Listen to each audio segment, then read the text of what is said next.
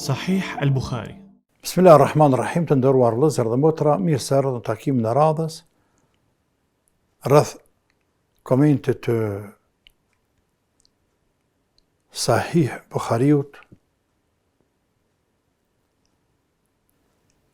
Jemi tek hadithi 8 e Abdullah ibn Umerit, ku pejgamberi sallallahu alaihi wasallam thot: "Buni al-Islam ala khamsin", Islami është ndërtuar mbi 5 shtylla. Shahadetin la ilaha illallah wa anna Muhammadan Rasulullah, shahadeti, dëshmia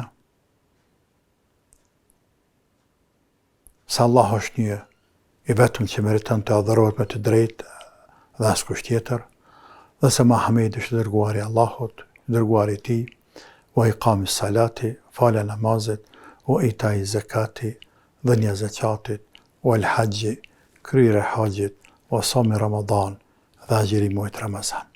Pra, Imam Bukhariu e fillon kapitullin e imanit me këtë hadith, që është hadithi 8, ku cekë shtyllat e Islamit, respektivisht thot Islami është ndërtuar mbi 5 shtylla. Islami është ndërtuar mbi 5 shtylla. Me këtë hadith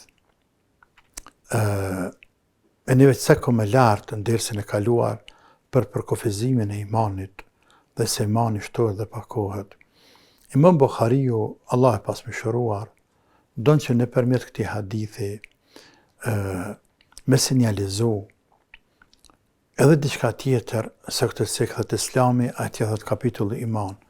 Don me sinjalizuar se Islami dhe imani shumë herë përdoret njëra dhe është për qëllim tjetra, po ashtu dhe se këto amele, vepra të cilat i cekë hadithi pejgamberit sallallahu alaihi wasallam janë shtylla të Islamit, janë shtylla të besimit, dhe se imani është besim dhe vepër.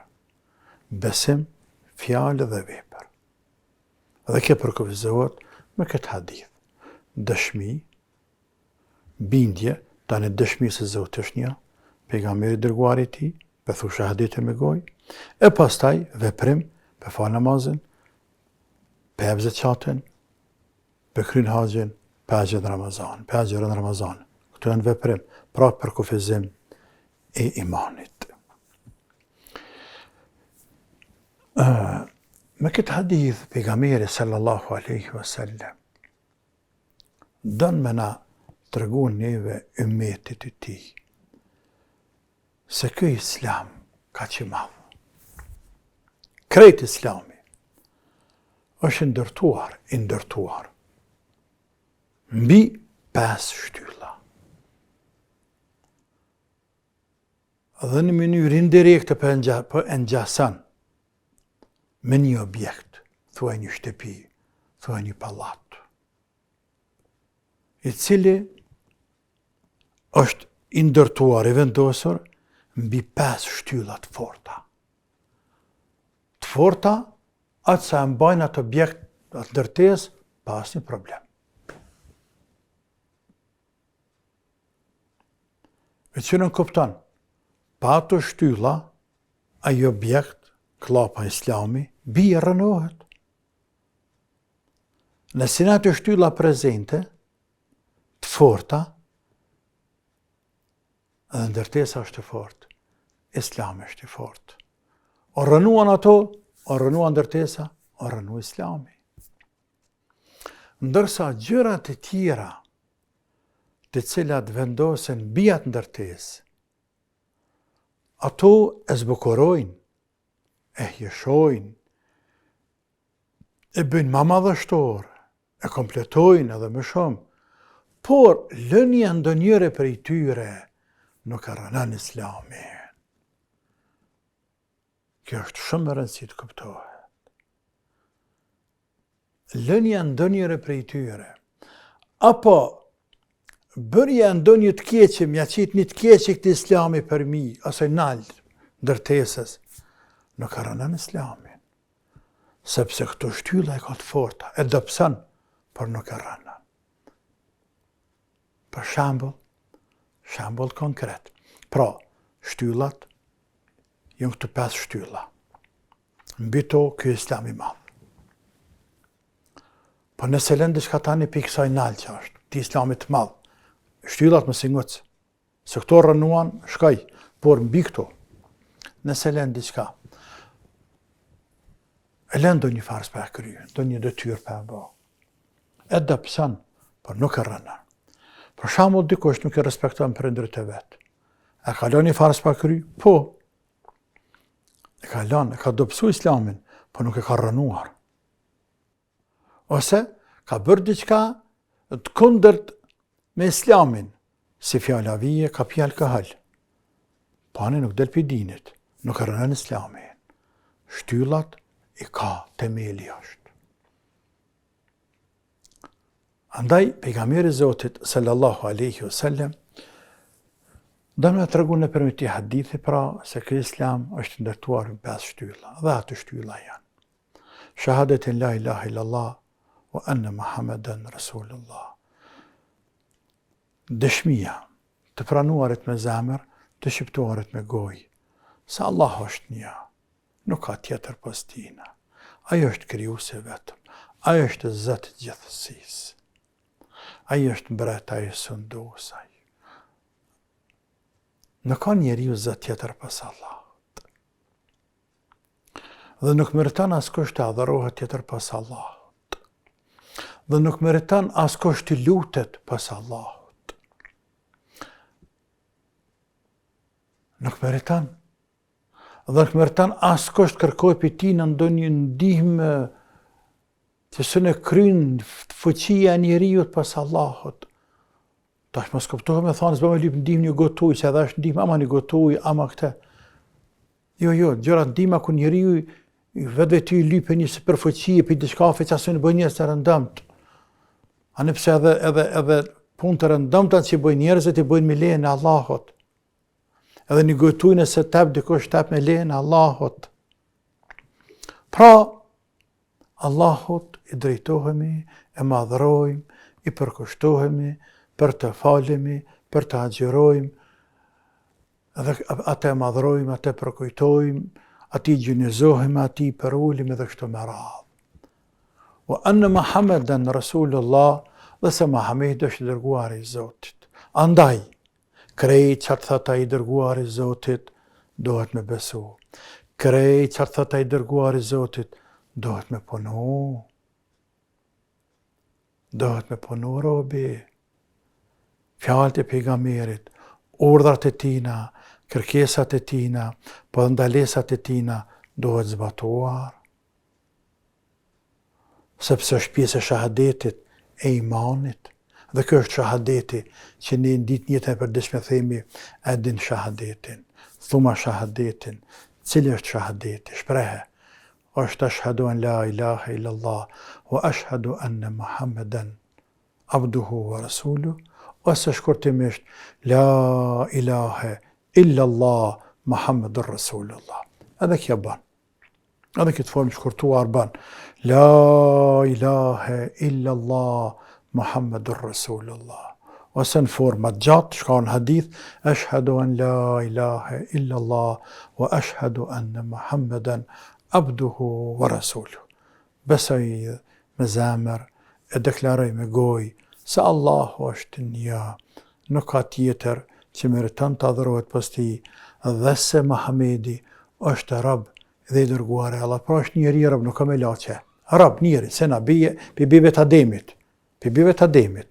Han, pen, flan, martohet, lodhet, smuhet, nervozohet, gëzohet, plaket. Njeri, se njerëz të tjerë. Por i dërguar i Zotit. Pra i veçuar me shpallje. I përzgjedhur i Allahut me shpallje. Me shpallje prej Zotit. I flet Allahu, qoftë drejt për së drejti, qoftë nëpërmjet melekut, apo në forma tjera që kemi cekun fillim atje kur kemi folur për mënyrat e shpalljes.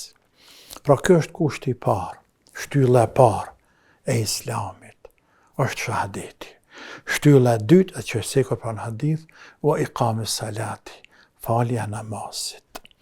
5 herë në ditë, secili namaz në kohën e vet, me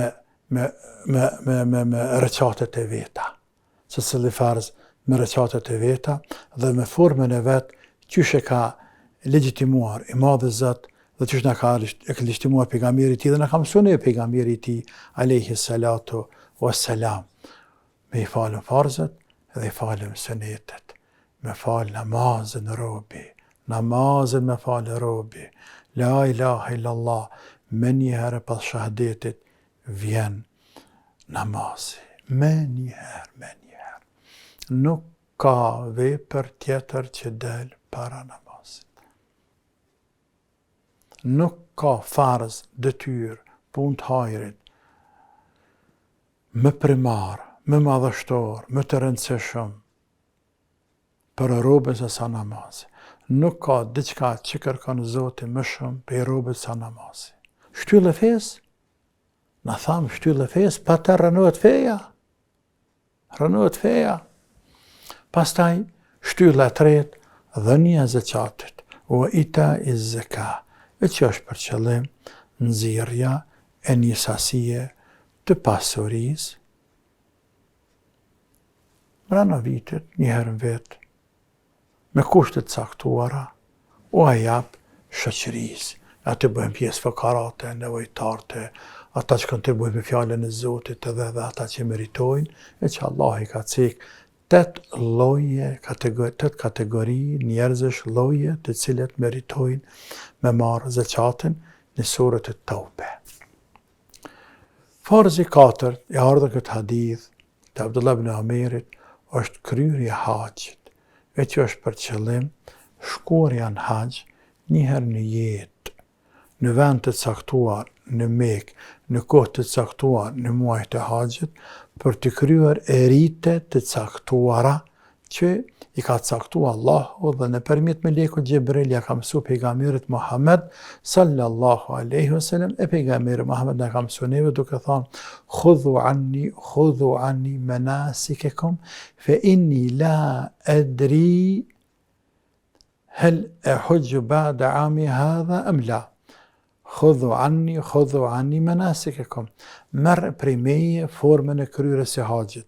Merrni, pra vëzhgomni, përcjellni dhe mbani mend se çysh pe kry haxhin. Sepse më nuk e dija bëj haxhin as e bëj. E që ajo pastaj për mblidhjet, në tavaf, në ihram, në niyete, në tavafe, në saje, në Arafate, në Mina, në Muzdalife, në gjyqjet e gorëve, thirrjen e qurbanit dhe ato punë të tjera, detyrat, obligimet të cilat i kryen haxhiu gjatë kohës së caktuar, në vend të caktuar, me rite të caktuara, gjithherë me niyet. Një herë në jetë, haxhik, e që është dobimi më i madh i krejt muslimanëve. Edhe fundit që cek pejgamberi këtë hadith, o saumi Ramadan dhe agjërimi muajit Ramazan, e që është agjërimi një muaji Ramazan, e që nënkupton nga agimi i dytë deri në perëndim të diellit, me privu vetveten e vet robi muslimani, me privu domethënë ndalu vetvetes ushqimin, pijet dhe kontaktin intim me niyet, me afrote madhe i Allah te bareke wa taala që ne quajmë muaj Ramazan dhe Allah ka quajtur muaj Ramazan. Këto janë 5 shtyllat e islamit të cilat është ndërtuar mbi to feja. Pra, ai që kryen këto të 5-ta, ai e ka plotësu imanin, imani tina është shumë i lartë. Imani tina është shumë i lartë. Ndërsa ai cili runa Zot e mohon i lën këto tanat e ka rënuar islamin. Ai cili mohon ndonjërin prej tyre e ka rënuar islamin. La ilaha illallah. Ai cili lën ndonjërin prej tyre me qëllim, duke e mohuar, e lën ndonjërin prej tyre duke mohuar, ka rënuar islamin. Ndërsa nëse lën me përtacërime, dembeli e shtyn, sot nesër pas nesër, se fjala vjen haxh, po shkoj si vjet, po shkoj në mët, valla dhe pak i kam të punë, të krye të punë, ta marr të djalin, ta marr të çikën, ta nërejtë shtëpinë, ta krye që të, dekat në zanë. ai ka pare, i ka kushtet, ka bë farz haxhi, por e shtyn, e në zandeka. Pa kry një farz Zotit. Në këtë rast nuk mund të themi se i ka rënë feja, por i ka dobësu shumë. I ka dobësu shumë, dhe është në mëshirën e të madhit Allah te bareke ve taala. Gjatë këtij hadithi të Abdullah ibn Umerit që cekëm, nëse vrejt, haxhi ceket para Ramazanit. I fundit është o saumi Ramazan. E që ne e dinë në jetën e përditshme si musliman, se haxhi është i fundit. Për ati është Ramazani. Pra më rënditje vije shahadeti, namazi, zeqati, agjerimi edhe haxhi. E pse këtu në hadith ka ardhur haxhi para Ramazanit, Imam Nevaviu përgjigjet këtë pyetje në komentin e tij të këtij hadithi në Sahih Muslim. Edhe thot, Ibn Umeri, transmetuesi i hadithit, Abdullah ibn Umeri, e transmeton këtë hadith dy mënyra, me dy transmetime. Njërin transmetim e cekë të fundit Ramazanin, në transmetim tjetër e cekë të fundit haxhin. Pra cekë në dy transmetime, ose e kanë dëgjuar pejgamberin dy herë duke thënë. Një herë ashtu. Edhe ka marrë me dhe ka përcjell. Dhe Imam Buhariu ka shënuar kështu. Tani, më vonë, vende tjera, ceket që thash Ramazani para haxhit dhe haxhi fundit, por me qenë se ne po i shkojmë kësaj renditje. Atër i përmbahemi kësajna, dhe në këtë renditje autore ka cekur, këtë transmetim, ku haxhi del para Ramazanit, për ndryshe, në transmetimet e përgjithshme, haxhi është i fundit, si shtyllë e Islamit. Mund të parashtroj gjithashtu një pyetje tjetër.